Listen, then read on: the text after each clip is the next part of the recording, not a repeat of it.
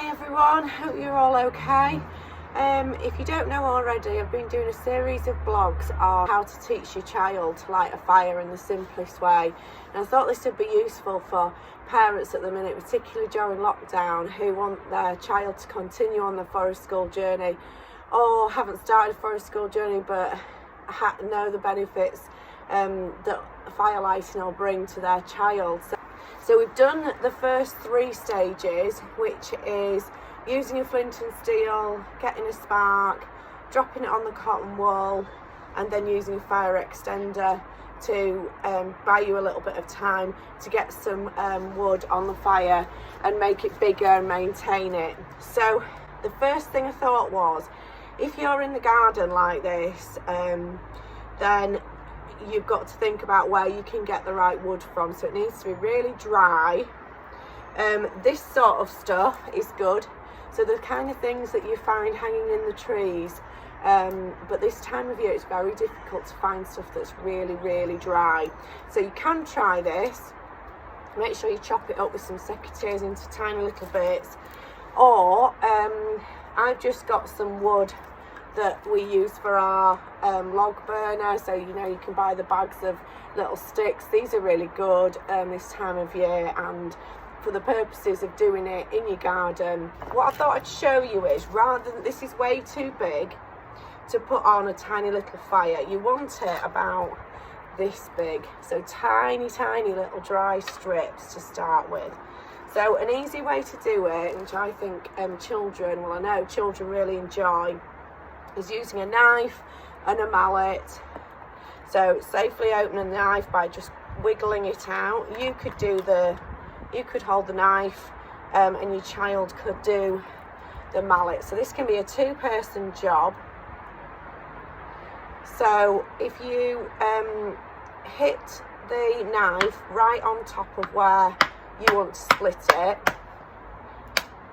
and then when you can't bang it anymore like that, because you're just banging the wood because the blade's gone in, bang the end. Okay, you can see that it just peels off. Could even split that one again. So children absolutely love this. It's dead easy. Let's do another one there. So just like a little tap, so you don't have to do a massive sledgehammer hit. Knife away safely.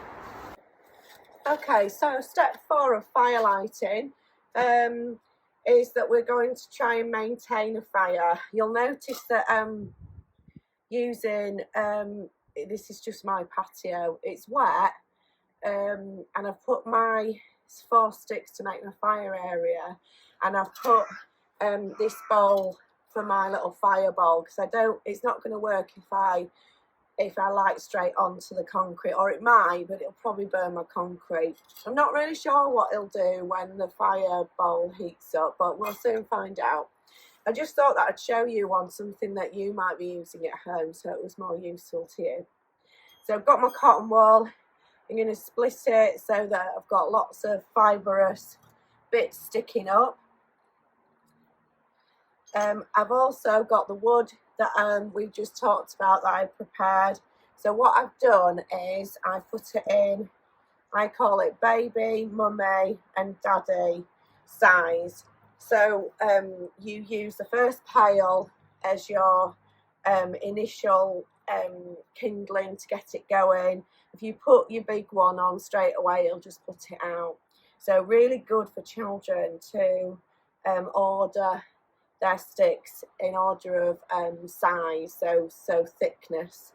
Okay, let's see if we can get this going. So I'm going to drop my spark.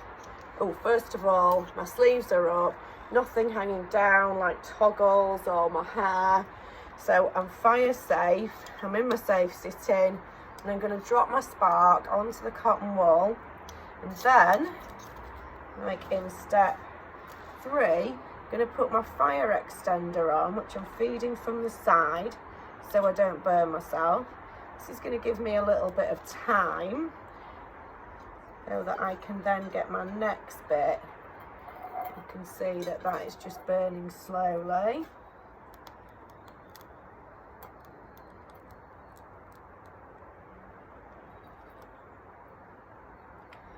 I'll put my next little bit of new dry sticks on.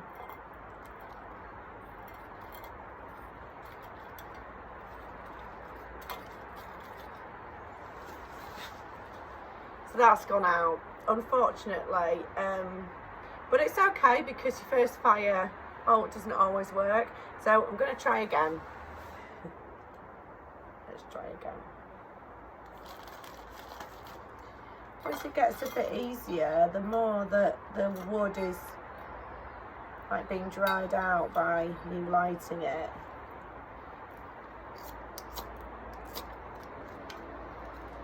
That's why it's really good for children, because you know it's good to learn that some things don't happen straight away, that you need to be patient and you need to practice. So this is looking good. I'm not going to put too much on. I'll try and get that stick lit. Once the fuel, the wood starts to light, then you're on a winner. So remember, we need fuel, which is the wood, oxygen and heat. So we've got heat at the minute because we've got the flame, and we do have oxygen in the air. There's, like I say, not a lot of wind, but I don't think we should blow that at the minute, because I think I'll just blow it out like a birthday candle. I think it needs to be a little bit bigger.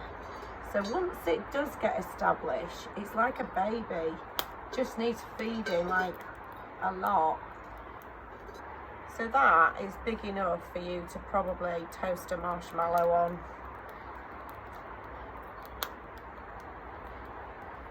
So that will last probably about maybe 5 minutes if I didn't feed it anymore. So there we go. Step 4, how to build and maintain a fire big enough for you to toast a marshmallow on. I would say it's probably the most difficult step in fire lighting, so like I say, it takes a bit of patience. Okay, thanks for watching, and remember to have a look at the blogs. I've done it in very sort of simple steps, and like steps building up to this. And I've put on some videos as well, which is often easier to learn from. Okay, so happy fire lighting. Have fun.